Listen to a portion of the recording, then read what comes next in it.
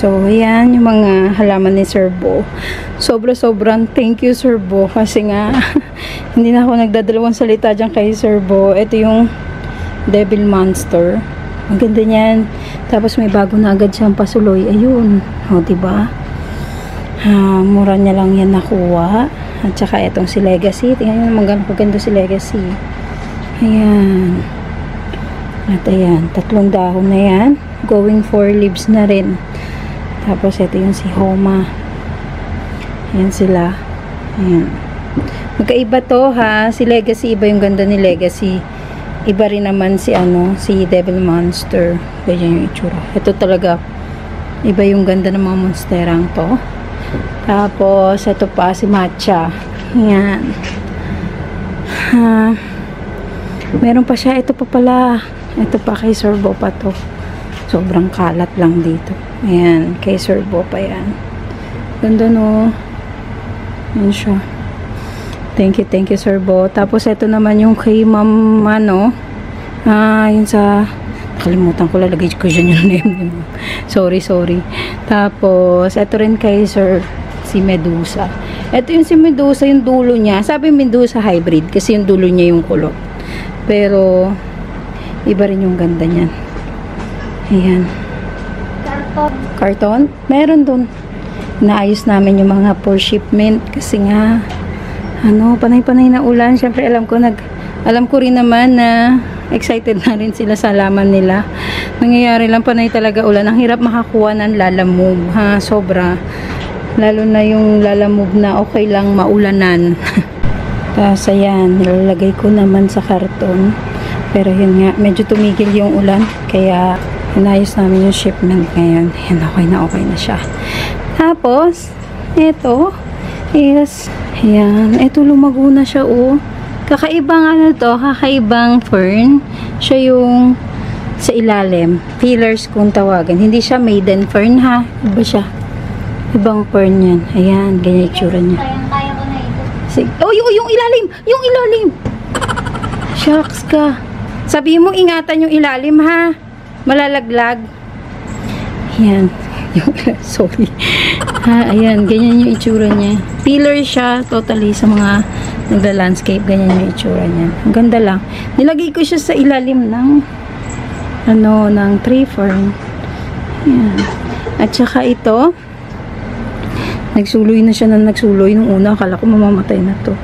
Pero nung binawasan ko siya ng mixture niya, kasi nung una dami niya mixture. Pero nung binawasan ko ng mixture, ayan, tuloy-tuloy na siya ng suloy. Kasi si rabbit fern to rabbit foot fern. Mas gusto niya pala talaga na hangin lang. Yan. Yan. Diba? Pero ang ganda niya. Ang ganda rin niya na style. Hindi ko pa lang din to magawa-gawa. Kasi nga, nagka-emergency ulit kami. Tinakbo ulit namin si Dave sa hospital, sa emergency, kasi nga nag-seizure siya. Kaya, ayan ha. And then, eto, for sale ko na din to. Ang ganda-ganda nito. Sobrang dark. At sobrang laki na. Wala na kayong problema dyan. Ayan siya kaganda. Nasira lang ng pusa. Kaya sayang. Perfect to So, magkaka-interest. Ito yung mga for sale natin. Pwedeng-pwede ko na siya i-sale. Bahala na kayo magpa-ship. Hindi, bahala na kayo magpresyo. Magpa-ship. Ayan. Sobrang ganda niya at ang laki-laki. Imagine niyo. Ayan. Ayan, bibenta ko lang yan ng 4-5 na ganyang kalaki. Nakalimutan ko lang right ID nito. Pero malaki siya. Hindi ko sure kung si Papi o si Dark Papi. Basta alam ko iba rin si Papi Tapos ito yung isa nating for sale na monstera. Ito kasi save. Ito yung si green on green. Ganyan. Mas maganda tong green on green na to.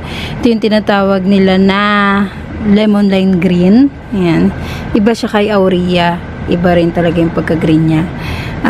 Para siyang orange ang datingan niya. Ayan. Ganyan. Green on green na may iba pa silang tinawag dito. Ganito yung itsura. Ito kasi saan na ba yung Aurea ko? Doon pala yung Aurea. Parang ganyan siya. Ayan, feel.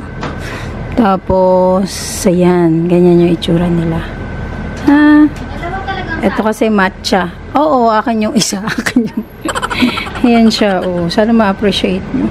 Hindi siya green na... Hindi siya yung green na ganito, ha. Ano siya? Orange ang dating. Ito, oh. Medyo orange ang dating niya. Green on green kung tawagin. Mura ko lang to i-out. Ano na lang to, 5.5 ko ibibigay. Pero, ito na yung bagong dahon niya. Ayan na siya. Ganito yung itsura niya, ha. Pag nag-matured. Ayan. Papakita ko rin dyan yung picture pag matured na. Ito kasi full, eh. Full na. Ayan. At, syempre, si ating serendipity sa magkaka-interest. Medyo mahal pa si Seren. Nahiya akong i-out. Kasi nga, hindi ko pa siya mapaganda-ganda, ha? Hindi pa talaga. Kaya, sa magkaka-interest, PM na lang, ha? And, ito, si ating Florida Mint. Isa na lang. Thank you kay Ma'am Tess. Si Ma'am Tess kasi talaga pumupunta na lang siya dito. Magme-message muna siya na Jenna nung available mo dyan na pwede ko nang bilhin. Sobrang bait ni Ma'am Tess. Wala akong masabi. Ma'am Tess, saludo talaga ako sa iyo. Sobrang thank you. Ito yung Florida Mint. Ganyan itsura niya, ha? Ayan. Ito pa pala, may isa pa pala akong green on green. Maganda si Florida Mint kasi matatag siya sa ulan, matatag siya sa araw, unlike kay yellow variety na Florida Beauty. Ito, tawag nila kasi Florida Mint. Mas mahal nga lang si Mint, pero may dahilan kung bakit. Ayan, ganito yung bagong suloy niya, tas hanggang magmi-minty yung kulay niya. Maganda to eh. Lalo na kapag nag full grown. Ito, medyo full grown na to. Nung una kasing nakuha ko yan, medyo maliit pa. Akala ko GG lang, pero go. Totoo nga siya na Florida Mint. Ayan. Ito, i-out ko to for 4.3. Ang bentahan nito guys sa market, kung hindi yung mga ganito kalash, kung hindi 6 to 7. Medyo mahal ang Florida Mint kasi nung nabili ko talaga yan, 5K yan. At ayan, may bago na ulit siyang pasuloy.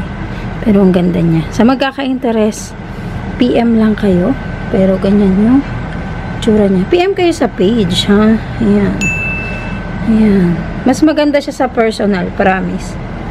Hindi ko pa mabigyan ng justice to eh. Ayan siya.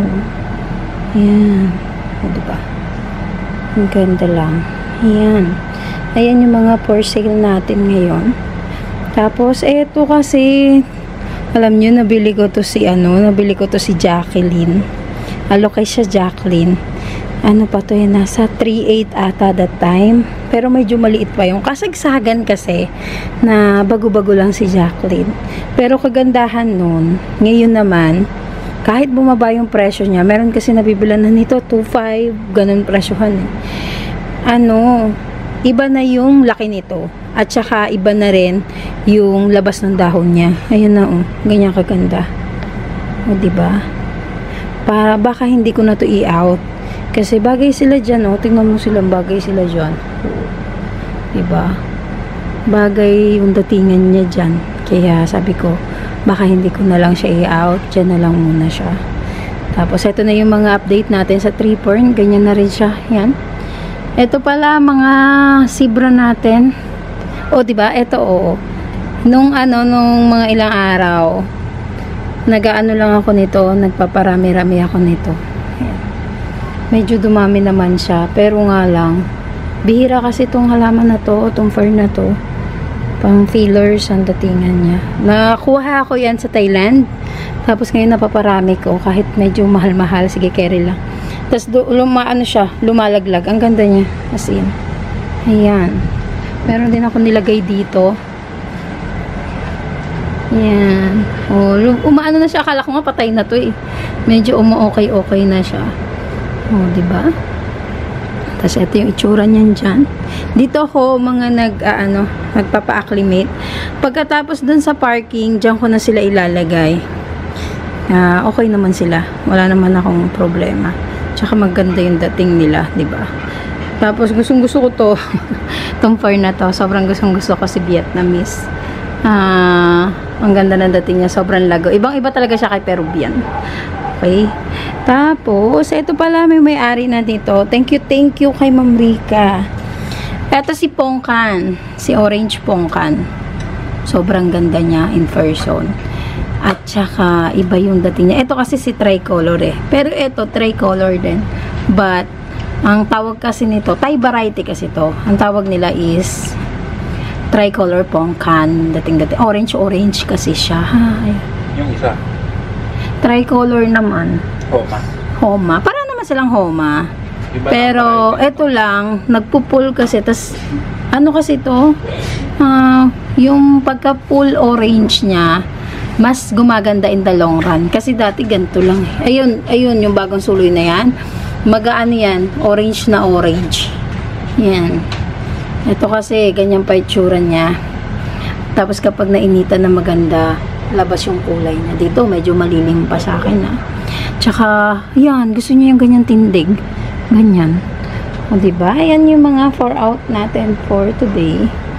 Si Ma'am Aileen, sobrang thank you kay Ma'am Aileen kasi nakuha din ni Ma'am Aileen yung ibang halaman ko. Andito na nga lang. Andito pa. Yung pa.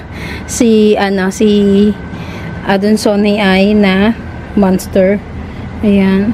Sobrang lilim nga lang nila. Tapos sobrang ulan kasi ngayon. Tingnan nyo, namatay ito. Pero okay lang yan. Life must go on. Ayan siya. Medyo madumi lang talaga dito.